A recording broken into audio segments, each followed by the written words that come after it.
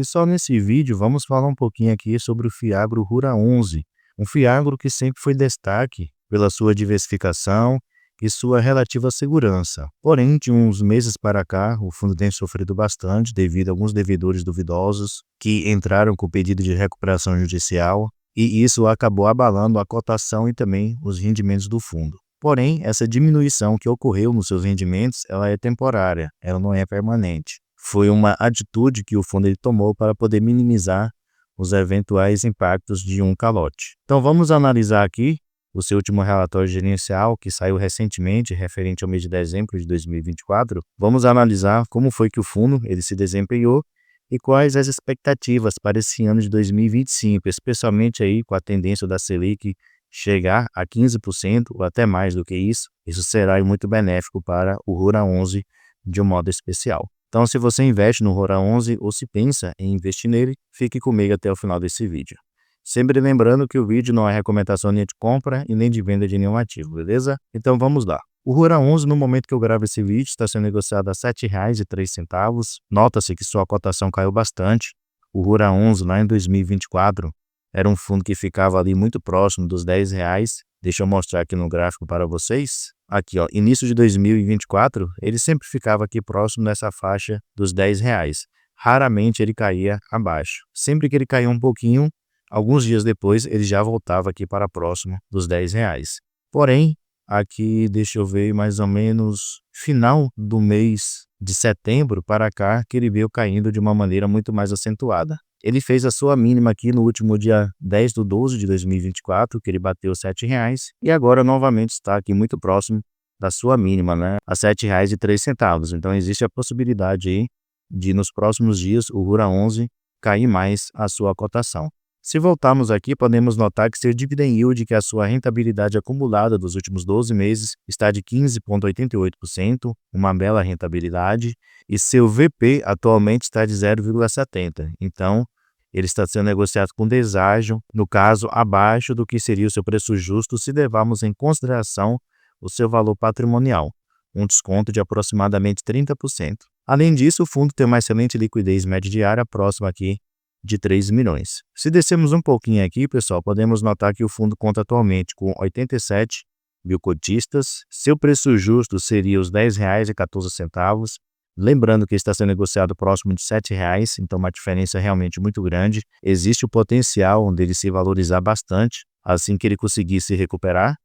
E seu último rendimento foi aqui de 6 centavos por cada cota. Além disso, ele tem um patrimônio atual de 1,62 bilhão de reais. E se descermos mais um pouquinho aqui, podemos conferir o seu histórico de pagamentos e rendimentos. Naquela época que a Selic estava muito elevada, de 13,75%, o Rura 11 estava pagando aqui 12, 13 centavos, chegou a pagar 14 centavos por cada cota.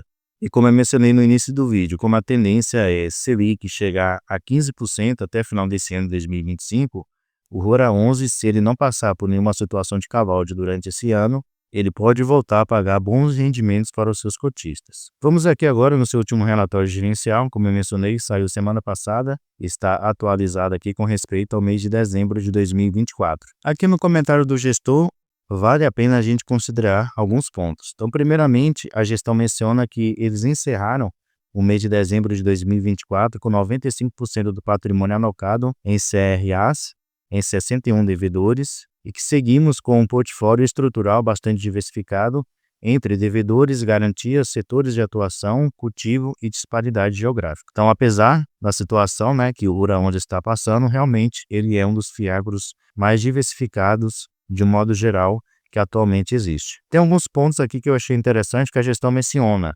Aqui eles mencionam que dezembro foi o terceiro mês seguido que eles pagou 6 centavos por cada cota, e ele menciona aqui o seguinte, que com base em nosso cenário base atual e com as informações contábeis disponíveis que estamos acompanhando junto ao administrador, nossa visão nesse momento segue sendo que a partir deste próximo mês consigamos iniciar a retomada gradual para os patamares históricos de proventos do Rura 11 e buscar até o final do primeiro semestre de 2025 atingir uma distribuição mais próxima ao carrego líquido da carteira, que hoje está em CDI mais 2,5%. Então, quem sabe já a partir do mês de fevereiro, o Rura 11 ele aumente aí seus rendimentos, talvez 7 centavos, 7 centavos e meio ou até um pouquinho mais. Então vai ser, como ele mesmo mencionou, uma retomada gradual, não vai ser de vez que o fundo voltará a pagar lá 10 centavos por cada cota. Aqui também ele menciona sobre atualização sobre os dois casos que temos de PDD no portfólio atual, que são dois devedores. Então ele menciona aqui sobre a empresa Consentini, que atualmente representa 3,4% do seu PL atual.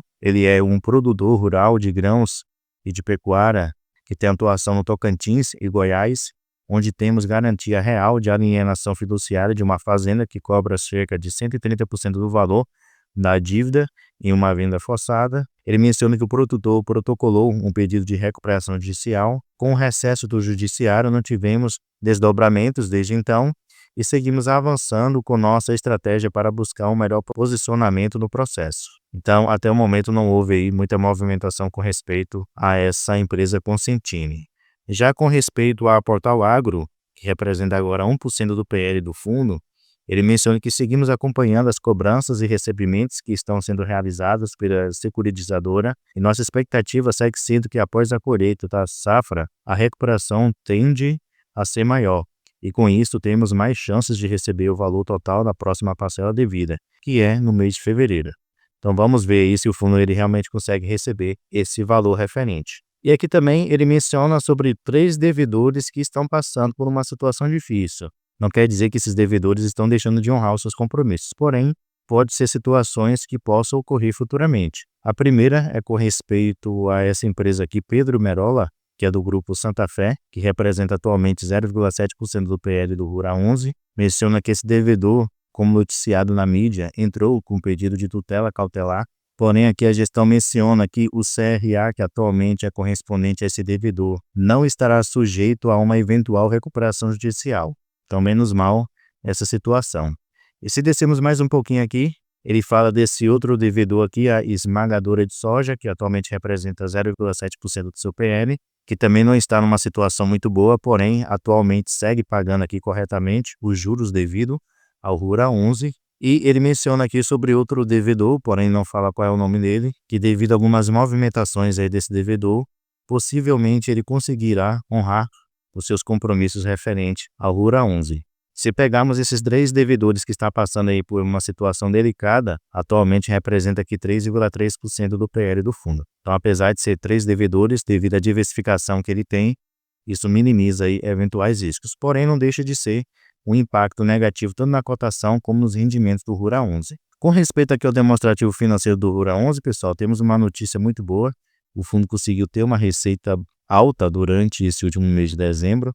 Como vocês podem notar aqui, ó, ele teve uma receita total de 25,2 milhões de reais. As despesas foram de 1,5 milhões de reais. No final, ele ficou com um resultado líquido competência de 23,7 milhões de reais, o que representa aqui 14 centavos,8 por cada cota. E o valor que ele distribuiu, como a gente já sabe, foi de 6 centavos por cada cota. Lembrando que ele está fazendo aquele processo de PDD. Esse processo com respeito àqueles 2 devedores, que é a Consentini e a Portal Agro, foi correspondente aqui a 18,3 milhões de reais. Então ele está aqui repondo através da sua receita, ele tem tirado um pedaço da sua receita para poder repor esse valor aí de 18,3 milhões de reais. E como eu havia mencionado também, né, com essa tendência aí da Selic, ela continuar subindo, o Rural 11 será muito beneficiado. Isso vai contribuir para que ele tenha uma receita maior proveniente dos seus ativos CRAs. Porém, apresenta também um risco, né? Porque isso é positivo para o Fiagro, já que ele vai ter uma receita maior, porém é ruim para os devedores, que vão ter que ralar muito mais para poder pagar aí essas dívidas que ele tem para com o Rural 11. E como a gente já viu, tem 3 empresas que estão passando por uma situação financeira não muito boa, delicada, então possa ser que isso se agrave ainda mais devido a esse aumento da taxa de juros. Então, de modo geral, esse setor de Fiagros, durante esse ano 2025, enquanto a Selic estiver elevada, vão sofrer bastante com riscos de eventuais calotes. Aqui a gente pode ter algumas informações sobre o portfólio atual do Rural 11. Então, como mencionado aqui, vocês podem ver a distribuição geográfica dos seus devedores. No caso, as regiões que atualmente os devedores têm atuação, se destaca aqui em especial Mato Grosso e também o estado de Goiás, Minas Gerais e São Paulo. Com respeito aqui à exposição setorial, como já mencionado, ele é um Fiagro realmente muito diversificado. Aqui vocês podem ver todos os setores que atualmente ele tem devedores no seu portfólio, diferente de outros ativos, né, que tem aí concentração de 40%, 50% em apenas um setor de atuação. O Rura 11 era diferente. Ele tem sim uma exposição maior aqui no setor de açúcar e etanol, porém corresponde a 16%. Como eu mencionei, diferente de outros que têm uma exposição muito maior. E com respeito a garantias também, o Rura 11, ele tem aqui maiores garantias do que os outros fiagros. No caso, uma diversificação maior de garantias se comparado com outros fiagros.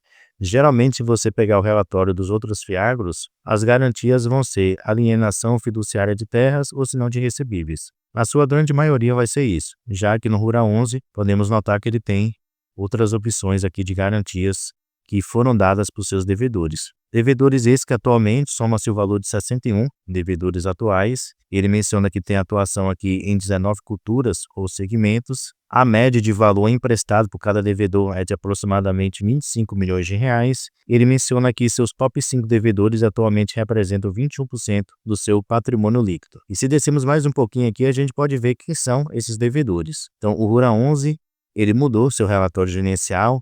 Antigamente ele não mostrava o nome dos seus devedores, então isso daí era muito criticado pelos investidores de modo geral, porém agora ele menciona aqui o nome de cada um dos seus devedores. Podemos notar que só tem um ativo que ele tem aqui uma maior concentração, que é nesse primeiro devedor, que tem atuação aqui no segmento de máquinas, na região lá de Goiás, que deu como garantia a alienação fiduciária de terras. Esse CRA ele está indexado aqui ao índice CDI com uma taxa fixa de 2,50%. Foi emprestado valor aqui de praticamente 103 milhões de reais, o que corresponde a 6,4% do PL atual do Rura 11.